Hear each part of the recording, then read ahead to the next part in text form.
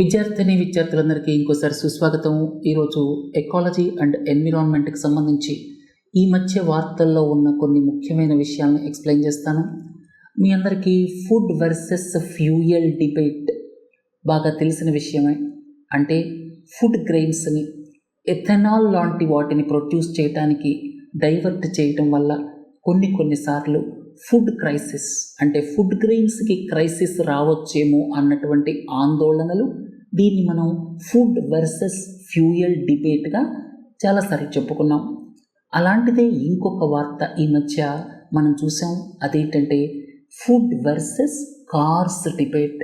స్పెసిఫిక్గా చెప్పుకోవాలంటే fertilisers versus electric vehicle batteries manufacturing.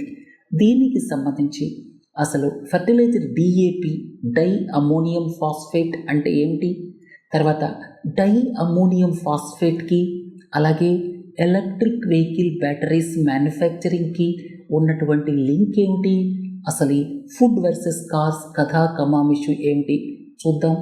తర్వాత ఈ మధ్య అనౌన్స్ చేసినటువంటి పిఎంఈ డ్రైవ్ అలాగే పిఎంఈ బస్ సేవ, ఈ రెండు ప్రోగ్రామ్స్ గురించి డీటెయిల్గా ఎక్స్ప్లెయిన్ చేస్తాను. అంతేకాకుండా ఈ రెండు ప్రోగ్రామ్స్ ఇప్పటిదాకా అమల్లో ఉన్నటువంటి ఫేమ్తో పోలిస్తే ఎలా డిఫరెంట్, వీటిల్లో ఉన్నటువంటి స్పెషల్ ఫీచర్స్ ఏమిటి, ఇవన్నీ డీటెయిల్గా చూద్దాం.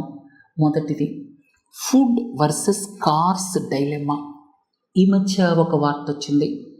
ఎలక్ట్రిక్ వెహికల్స్ ఏవైతే ఉన్నాయో వాటిల్లో ఉపయోగించేటువంటి బ్యాటరీస్ మీ అందరికీ తెలుసు, అవి lithium ion batteries. Lithium ion బ్యాటరీస్లో క్యాథోడ్లో కొన్నిటిల్లో లిథియం ఐరన్ ఫాస్ఫేట్ వాడతారు. లిథియం ఐరన్ ఫాస్ఫేట్ గుర్తుపెట్టుకోండి, దాన్ని LFP అంటారు. లిథియం ఐరన్ ఫాస్ఫేట్ అంటే ఎలక్ట్రిక్ వెహికల్ బ్యాటరీస్లో క్యాథోడ్లో లిథియం ఐరన్ ఫాస్ఫేట్, ఇంకా మిగతావి నికెల్ లాంటివి కూడా వాడతారు. బట్ కొన్ని బ్యాటరీస్లో అరౌండ్ 30%, 40% బ్యాటరీస్లో చైనాలో తయారయ్యే వాటిలో ఈ క్యాథోడ్లో ఈ లిథియం ఐరన్ ఫాస్ఫేట్ వాడతారు. ఫాస్ఫేట్ అనగానే మీకు ఫాస్ఫరస్ గుర్తుకు రావాలి. అంటే ఇక్కడ ఫాస్ఫరస్కి డిమాండ్ ఏర్పడింది. ఇది ఎలక్ట్రిక్ వెహికల్ బ్యాటరీస్కి సంబంధించి. సరే, ఫెర్టిలైజర్కి వద్దాం. ఫెర్టిలైజర్కి వస్తే మీ అందరికీ తెలుసు, మన దేశానికి సంబంధించి యూరియా అన్నిటికంటే మనం ఎక్కువగా కన్స్యూమ్ చేసేటువంటి ఫెర్టిలైజర్. 36 మిలియన్ టన్స్ మన యాన్యువల్ కన్జంప్షన్, 36 మిలియన్ టన్నులు. యూరియా అనగానే అందులో 46% నైట్రోజన్ ఉంటుంది. సరే, ఇక రెండోదేది ఎక్కువగా వాడేటువంటి fertiliser di ammonia phosphate, DAP అంటాం. డిఏపి ఎందుకు అవసరం? ఒక మొక్కకి రూట్స్ డెవలప్ అవటానికి, అలాగే షూట్స్ అంటాం, అంటే ఒక మొక్క మీద చిన్న చిన్న ఆకులు వస్తాయి కదా, అవి డెవలప్ అవటానికి, రూట్స్ అండ్ షూట్స్ డెవలప్ అవటానికి ఈ డై అమోనియం ఫాస్ఫేట్, ఫాస్ఫరస్ అవసరం అవుతుందన్నమాట. ఇందులో డిఏపిలో ఫాస్ఫరస్ ఎంత ఉంటుంది? అక్కడ నైట్రోజన్ ఉండేలాగానే యూరియాలో 46% అని చెప్పాను కదా నైట్రోజన్, అలాగే ఇక్కడ కూడా 46% ఫాస్ఫరస్ ఉంటుంది. ఇంకొక ముఖ్యమైన విషయం ఏంటంటే అసలు ఈ ఫాస్ఫరస్ని ఎలా తయారు చేస్తారు? ఎలాగంటే రాక్ ఫాస్ఫేట్ని తీసుకుంటారు. ఇంకొక ముఖ్యమైన విషయం, ఈ రాక్ ఫాస్ఫేట్ ప్రపంచంలో అత్యధిక నిల్వలు ఎక్కడున్నాయి? రిజర్వ్స్ మొరాకో దేశంలో ఉన్నాయి. మీ అందరికీ తెలుసు, కోబాల్ట్ అనగానే డెమోక్రటిక్ రిపబ్లిక్ ఆఫ్ కాంగో గుర్తుకు రావాలి. అత్యధిక నిల్వలు డెమోక్రటిక్ రిపబ్లిక్ ఆఫ్ కాంగోలో కోబాల్ట్వి ఉన్నాయి. అలాగే ఈ రాక్ ఫాస్ఫేట్ చూస్తే అత్యధిక నిల్వలు మొరాకోలో ఉన్నాయి. మొరాకో అనేది ఆఫ్రికన్ కంట్రీ, మీ అందరికీ తెలుసు. ఇక ప్రస్తుతం ప్రొడక్షన్లో చైనా నెంబర్ 1లో ఉంది, అది వేరే విషయం. బట్ రిజర్వ్స్ విషయానికి వస్తే మొరాకో నెంబర్ 1 ప్రపంచంలో. అత్యధిక నిల్వలు అక్కడ ఉన్నాయి. ఇక లిథియం నిల్వలు ఎక్కడున్నాయి? ABC ట్రయాంగిల్ గురించి మనం ఇంతకుముందు చాలాసార్లు చెప్పుకున్నాం. సరే, ఈ విషయాన్ని పక్కన పెడితే ఇప్పుడు ఈ ఫాస్ఫరస్ ఎలా తయారు చేస్తారు? రాక్ ఫాస్ఫేట్ తీసుకొని దాన్ని మెత్తగా నూరేసి ఆ తర్వాత దాన్ని సల్ఫ్యూరిక్ యాసిడ్తో రియాక్ట్ చేయేటట్లుగా చేస్తారు. సల్ఫ్యూరిక్ యాసిడ్తో రియాక్ట్ అయినప్పుడు అది ఫాస్ఫరస్ యాసిడ్గా మారుతుందన్నమాట. రాక్ ఫాస్ఫేట్ ఏదైతే ఉందో అది ఫాస్ఫరస్ యాసిడ్గా మారుతుంది. దాని నుంచి ఫాస్ఫరస్ని ఈ ఫెర్టిలైజర్లో తీసుకుంటారనమాట. సో ఇది ప్రాసెస్. రాక్ ఫాస్ఫేట్ నుంచి దాన్ని మెత్తగా గ్రైండ్ చేసి తర్వాత సల్ఫ్యూరిక్ యాసిడ్తో రియాక్ట్ అయ్యేలా చేస్తే మనకి ఫాస్ఫరస్ యాసిడ్ వస్తుంది. దాని నుంచి ఫాస్ఫరస్కి సంబంధించిన కాంపోనెంట్స్ని మనం తీసుకుంటాం. ఈ విధంగా DAP అనేది మనం తయారు చేస్తాం. ఇందులో ఫాస్ఫరస్ 46% ఉంటుంది. ఇక DAP విషయానికి వస్తే మన దేశంలో తయారయ్యేది కేవలం 5 మిలియన్ టన్నులే. ఇంపోర్ట్ చేసుకునేది 6-7 మిలియన్ టన్నులు ఉంది. మన దేశంలో కేవలం 5 మిలియన్ టన్నులే తయారవుతుంది. 6-7 మిలియన్ టన్నులు ఇంపోర్ట్ చేసుకుంటున్నాం. సెకండ్ లార్జెస్ట్ ఫెర్టిలైజర్ అని చెప్పాను కదా మీకు. తర్వాత ఇంకోటి ఏంటంటే మన దేశంలో తయారయ్యేటువంటి DAPకి కూడా కావలసినటువంటి రాక్ ఫాస్ఫేట్ కావచ్చు, ఫాస్ఫారిక్ యాసిడ్ కావచ్చు, దాన్ని కూడా మనం ఇతర దేశాల నుంచే ఇంపోర్ట్ చేసుకుంటున్నాం. ముఖ్యంగా చైనా, సౌదీ అరేబియా, అలాగే మొరాకో లాంటి దేశాల నుంచి మనం ఈ రాక్ ఫాస్ఫేట్ అలాగే ఈ ఫాస్ఫరస్ యాసిడ్, ఫాస్ఫారిక్ యాసిడ్ అనుకుంటాను, ఒకసారి చూడండి, దాన్ని మనం ఇంపోర్ట్ చేసుకుంటున్నాం. So rock phosphate, phosphoric acid ఈ రెండింటిని మనం ఇంపోర్ట్ చేసుకుంటున్నాం. తర్వాత ఫాస్ఫారిక్ యాసిడ్ని ఉపయోగించి మనం DAPని తయారు చేస్తాం. అందులో ఫాస్ఫరస్ కాంటెంట్ 46% ఉంటుంది. సరే, అయితే ఇప్పుడు ఎలక్ట్రిక్ వెహికల్ బ్యాటరీస్కి కూడా మనం ఈ LFP బ్యాటరీస్ అని చెప్పాను కదా, లిథియం ఐరన్ ఫాస్ఫేట్ బ్యాటరీస్, వాటిల్లో కూడా ఈ ఫాస్ఫరస్ ఉపయోగిస్తారు. దానికి డిమాండ్ గణనీయంగా పెరిగింది. ఈ పరిస్థితుల్లో ఈ ఫాస్ఫరస్ అంటే రాక్ ఫాస్ఫేట్, ఫాస్ఫారిక్ యాసిడ్ రేట్లు పెరుగుతాయేమోనన్న ఆందోళనలతో పాటుగా ఈ ఫుడ్ వర్సెస్ కార్స్, ఫుడ్ అంటే ఈ ఫర్టిలైజర్స్ మెయిన్లీ ఫుడ్ ప్రొడక్షన్ కోసమే కదా వాడేది, food versus electric vehicles debate అనమాట. ఇంతకుముందు మనం ఫుడ్ ఫ్యూయల్ డిబేట్ చూసాం, ఇప్పుడు ఇది ఫుడ్ కార్స్ డిబేట్గా తయారైంది. అయితే బ్యాటరీస్ తయారీకి ఆల్టర్నేటివ్స్ ఉన్నాయి.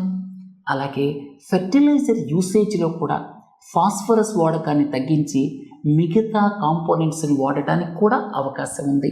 అందుకని ఇది అంత పెద్ద ఇష్యూ కాకపోవచ్చు. ఎందుకంటే ఇక్కడ వాడేటువంటి బ్యాటరీస్లో వాడేటువంటి ఫాస్ఫేట్కి ఆల్టర్నేటివ్స్ ఉన్నాయి కాబట్టి. సరే, ఈ డిస్కషన్ని ఇక పక్కన పెట్టి PM E-డ్రైవ్ అలాగే PM E-బస్ సేవ ఈ రెండింటిని ప్రభుత్వం అనౌన్స్ చేసింది. PM E-డ్రైవ్ ఫుల్ ఫామ్ చూడండి. PM electric drive revolution in innovative vehicle enhancement. ఇంతకుముందు గత 6-7 సంవత్సరాల నుంచి ఫేమ్ స్కీమ్ అనేది ఒకటి అమల్లో ఉంది. అదేంటంటే డిమాండ్ ఇన్సెంటివ్స్ అన్నమాట. ఫేమ్ ద్వారా డిమాండ్ ఇన్సెంటివ్స్ ఇస్తూ వచ్చారు ఇప్పటిదాకా. అంటే ఒక ఎలక్ట్రిక్ 2 వీలర్కి కిలోవాట్ అవర్కి 10,000, తర్వాత మ్యాక్సిమం సబ్సిడీ ఏమో 15% అనుకుంటాను, అలా అది మారుతూ ఉండొచ్చు, అది పక్కన పెడదాం. మ్యాక్సిమం సబ్సిడీ అలాగే కిలోవాట్ అవర్ సబ్సిడీ అలా ఇస్తూ ఎలక్ట్రిక్ 2 వీలర్స్కి, ఎలక్ట్రిక్ 3 వీలర్స్కి, ఎలక్ట్రిక్ బస్సెస్కి, పర్సనల్ కార్స్ అందులో లేవు. తర్వాత ఇలా ఫేమ్ ఇన్సెంటివ్స్ ఇస్తూ ప్రభుత్వం వచ్చింది. అసలు ఇన్సెంటివ్స్ ఎలక్ట్రిక్ వెహికల్స్కి ఎందుకు అవసరం? ఎందుకంటే వాటి ఆపరేషనల్ కాస్ట్ తక్కువైనప్పటికీ కూడా ఇనిషియల్ కాస్ట్ చాలా ఎక్కువ. ఇనిషియల్ కాస్ట్ మీరు ఒక మామూలు స్కూటర్ కొనుక్కుంటే 70-80 వేలు ఉందనుకోండి, అదే కేపబిలిటీ ఉన్నటువంటి ఎలక్ట్రిక్ స్కూటర్ ఇనిషియల్ కాస్ట్ 1,30,000 అలా ఉంటుంది. అందులో ప్రభుత్వం కొంత సబ్సిడీ ఇచ్చి, అంటే ఒక 20,000 10,000 సబ్సిడీ ఇచ్చి ఆ సబ్సిడీ పోను మిగతాది మీరు కడతారు. అప్పటికీ కూడా మామూలు స్కూటర్స్తో పోలిస్తే దాని కాస్ట్ కొంచెం ఎక్కువగానే ఉంటుంది. కానీ ప్రజలు ఎందుకు కొంటారంటే ఆపరేషనల్ కాస్ట్ తక్కువ అన్నమాట. పర్ కిలోమీటర్ మీకు పెట్రోల్కి ఎంత కాస్ట్ అవుతుందో అంతకంటే ఎలక్ట్రిక్ చార్జబుల్ బ్యాటరీస్ వాడేటువంటి వెహికల్ యొక్క కాస్ట్ తక్కువ అవుతుంది, రన్నింగ్ కాస్ట్ తక్కువ అవుతుందని చెప్పుకోవచ్చు. ఓవరాల్గా లైఫ్ టైం కాస్ట్ కూడా తక్కువ ఉంటుంది. లైఫ్ టైం కాస్ట్ అంటే ఇనిషియల్ కాస్ట్ ప్లస్ మన ఆపరేషనల్ కాస్ట్ అనమాట. సో లైఫ్ టైం కాస్ట్ తక్కువగా ఉంటుంది కాబట్టి ప్రజలు దాన్ని కొనుక్కుంటారు. అయితే ఇనిషియల్ కాస్ట్ బాగా ఎక్కువ కాబట్టి ప్రభుత్వం సబ్సిడీ ఇస్తుంది. వాటిని డిమాండ్ సబ్సిడీస్ అంటారు. అది ఫేమ్ అనమాట. ఇప్పుడు ఈ ఫేమ్ స్థానంలో 2 కొత్త స్కీమ్స్ని తీసుకొచ్చారు. వీటిల్లో చాలా అభినందించదగ్గ ఫీచర్స్ ఉన్నాయి. వీటి గురించి మీకు ఎక్స్ప్లెయిన్ చేస్తాను. PME డ్రైవ్, దీని ద్వారా సబ్సిడీస్ 2 వీలర్స్కి ఇస్తారు, ఆటోస్కి ఇస్తారు. యథావిధిగా దాదాపు 25 లక్షల 2 వీలర్స్, 3 లక్షల ఆటోస్ రాగల 2 సంవత్సరాల కాలంలో సబ్సిడీస్ ద్వారా ప్రమోట్ చేయాలని ప్రభుత్వం నిర్ణయించుకుంది. ఇంకొక ముఖ్యమైన విషయం ఏంటంటే, ఆ ఇచ్చే సబ్సిడీ వేస్ట్ కాకుండా, అంటే మిస్యూటిలైజ్ కాకుండా, డైరెక్ట్గా మీ ఆధార్ నంబర్ అక్కడ ఫీడ్ చేసినప్పుడు ఆధార్ నుంచి, అంటే ఆ ఆధార్ సిస్టమ్ ఏదైతే ఉందో అది మీ రిజిస్టర్డ్ మొబైల్కి ఒక OTP వస్తుంది. మీరు ఆ OTP చెప్తే అప్పుడు మీ పేరున ఈ వోచర్ జనరేట్ అయ్యి మీ మొబైల్కి పంపబడుతుంది. అంటే ఎవరైనా మ్యానుఫ్యాక్చరర్స్ ఈ సబ్సిడీని, మ్యానుఫ్యాక్చరర్స్ కావచ్చు, డీలర్స్ కావచ్చు, సబ్సిడీస్ని మిస్యూటిలైజ్ చేసే అవకాశం లేకుండా ఈ సిస్టమ్ని పెట్టారనమాట. ఈ వోచర్ సిస్టమ్ మొబైల్ అలాగే మీ ఆధార్తో లింక్ అయి ఇది ఉంటుందన్నమాట. లాస్ట్ మైల్ దాకా ట్రాక్ చేయొచ్చు. దీని అడ్వాంటేజ్ ఇది. ఒక స్పెసిఫిక్ ఫీచర్ ఇందులో ఉన్నటువంటిది. ఇక 2 వీలర్స్ 3 వీలర్స్ యథావిధిగా. ఇంకొక ముఖ్యమైన ఫీచర్ ఏంటంటే, ఎలక్ట్రిక్ అంబులెన్సెస్ కూడా రాబోతున్నాయి. అంబులెన్సెస్ కూడా డిమాండ్ ఇన్సెంటివ్స్ ఇవ్వబోతున్నారు. అసలు అంబులెన్సెస్ని ఎందుకు చేర్చారంటే, ఎలక్ట్రిక్ అంబులెన్సెస్ విరివిగా అందుబాటులోకి వస్తే దాన్ని చూసి 10 మంది కొంటారు. వాళ్ళు అంబులెన్స్లే ఎలక్ట్రిక్ బ్యాటరీతో నడుపుతుంటే మనం కారు కొనుక్కోవటానికి, స్కూటర్ కొనుక్కోవటానికి ఏమిటి ఇబ్బంది అన్న ఆలోచన వస్తుంది. ఎందుకంటే అంబులెన్స్ అనేటువంటిది నిరంతరాయంగా వెళ్లాల్సింది, అది ఆగటానికి వీల్లేదు. అప్పుడు ప్రజలకి కాన్ఫిడెన్స్ వస్తుంది, ప్రజలకి ఎక్కువ నమ్మకం కలుగుతుంది ఎలక్ట్రిక్ వెహికల్స్ మీద. అందుకని ఇందులో ఎలక్ట్రిక్ అంబులెన్సెస్ కూడా పెట్టారు ఇన్సెంటివ్స్ ఇవ్వడానికి. అలాగే ఇంకొక ముఖ్యమైన విషయం ఏంటంటే, ఎలక్ట్రిక్ ట్రక్స్ కూడా పెట్టారు 500 కోట్లతో ఇన్సెంటివ్స్ ఇవ్వడానికి. ట్రక్స్ అనగానే మీకు గుర్తుకు రావాలి, అవన్నీ డీజిల్తో నడుస్తాయి. డీజిల్ అనగానే మీకు గుర్తుకు రావాలి, చాలా పొల్యూటెంట్స్ రిలీజ్ అవుతాయి. పర్టిక్యులేట్ మ్యాటర్ కావచ్చు, నాక్స్ ఎమిషన్స్ కావచ్చు, ఇవన్నీ కూడా చాలా ఎక్కువగా రిలీజ్ అవుతాయి. అందుకని డీజిల్ వెహికల్స్ని, ఎస్పెషల్లీ ట్రక్స్లో వాడే డీజిల్ వెహికల్స్ ద్వారా ఎక్కువ పర్టిక్యులేట్ మ్యాటర్ రిలీజ్ అవుతుంది. PM 2.5 అంటాం కదా, అలాంటి ఫైన్ పార్టికల్స్ రిలీజ్ అవుతాయి. ఇక వాటిని తగ్గించటం కోసం ఈ ట్రక్స్ని కూడా ఈ సబ్సిడీస్, ఇన్సెంటివ్స్ ఇచ్చేటువంటి పరిధిలోకి తీసుకొచ్చారు. ఇది ఒక బిగినింగ్ అని చెప్పచ్చు. సో వీళ్ళు ఇచ్చేటువంటి సబ్సిడీస్తో ఎక్కువ కార్బన్ ఫుట్ ప్రింట్ని మనం తగ్గించవచ్చు. అది బెస్ట్ ఎగ్జాంపుల్ అనమాట ట్రక్స్కి సంబంధించి. ఇక పబ్లిక్ ట్రాన్స్పోర్ట్ బస్సెస్ ఉండనే ఉన్నాయి. దాదాపు 4,000 కోట్ల రూపాయల సబ్సిడీస్తో 13,000-14,000 బస్సుల దాకా ప్రొక్యూర్ చేస్తారనమాట ఎలక్ట్రిక్ బస్సెస్. అయితే ఇంకొక ముఖ్యమైన వర్రీ ఏంటంటే, ఎలక్ట్రిక్ వెహికల్స్ కొనుక్కునే వాళ్ళకి ఛార్జింగ్ ఇన్ఫ్రాస్ట్రక్చర్, దానికి కూడా ఇన్సెంటివ్స్ ఇస్తున్నారు. 74,000 ఛార్జింగ్ పాయింట్స్ ఏర్పాటు చేయాలి అనేది ఆలోచన అనమాట. ఈ మధ్య ఒక వార్త వచ్చింది, హైదరాబాద్లో పోస్ట్ ఆఫీస్తో టైఅప్ అయ్యి ఒక ప్రైవేట్ కంపెనీ ఛార్జింగ్ పాయింట్ని ఏర్పాటు చేసింది. పోస్ట్ ఆఫీసెస్ చాలా చోట్ల ప్రైమ్ లొకేషన్స్లో ఉంటాయి. సో అట్లా, అలాగే బ్యాంక్స్, ఇట్లాంటి వాటిని టార్గెట్ చేస్తూ ఇద్దరికి బెనిఫిషియల్గా ఉండే విధంగా ఛార్జింగ్ పాయింట్స్ని ముందు ఏర్పాటు చేయొచ్చు. ఎలాగో పెట్రోల్ బంక్స్ ఉండనే ఉన్నాయి. తర్వాత 74,000 ఛార్జింగ్ స్టేషన్స్కి ఇన్సెంటివ్స్ ఇవ్వాలి అని ప్రభుత్వం లక్ష్యంగా పెట్టుకుంది రాగల 2 సంవత్సరాల్లో. తర్వాత ఇదంతా కూడా ఈ PME డ్రైవ్కి సంబంధించినటువంటి ముఖ్యమైనటువంటి ఆస్పెక్ట్స్. ముఖ్యంగా చెప్పాలంటే ఈ వోచర్, ఇది ఒక ఇన్నోవేషన్ అని చెప్పచ్చు.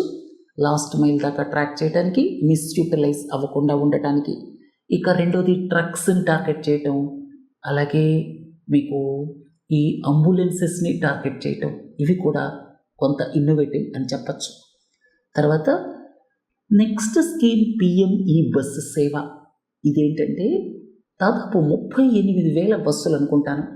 పబ్లిక్ ట్రాన్స్పోర్ట్ అథారిటీస్ అంటే మన Telangana state road transport corporation, అలాగే Andhra Pradesh state road transport corporation లాంటి సంస్థల ద్వారా కొనిపించాలి, ఒక చోటు నుంచి ఇంకో చోటికి తిరగటానికి అనేటువంటిది ఇక్కడ ముఖ్య ఉద్దేశం అన్నమాట. అయితే వాళ్ళ దగ్గర ఎక్కువ డబ్బులు ఉండవు కదా. ఎప్పుడూ కూడా స్టేట్ రోడ్ ట్రాన్స్పోర్ట్ కార్పొరేషన్స్ అనగానే డబ్బుల కోసం ఎదురు చూస్తూ ఉంటాయి, నష్టాల్లో ఉంటాయి. చాలా చోట్ల అదే పరిస్థితి, ఆంధ్ర తెలంగాణనే కాదు. అయితే ఇక్కడ ప్రభుత్వం ఏం చేస్తుందంటే ఈ బస్సు సేవా పేమెంట్ సెక్యూరిటీ మెకానిజం, దీంతో 38,000 బస్సులు రోడ్ ట్రాన్స్పోర్ట్ కార్పొరేషన్స్తో కొనిపించాలి అని. మరి మా దగ్గర డబ్బులు లేవంటారు కదా. సరే, డబ్బులు లేకపోతే లేకపోయాయి, కొనేసేయండి. ముందు 5% 10% కట్టండి, తర్వాత నెల నెల కట్టండి మీకు వచ్చే ఆదాయంతో. అట్లా ఈ ప్రోగ్రామ్ని డిజైన్ చేస్తున్నారు.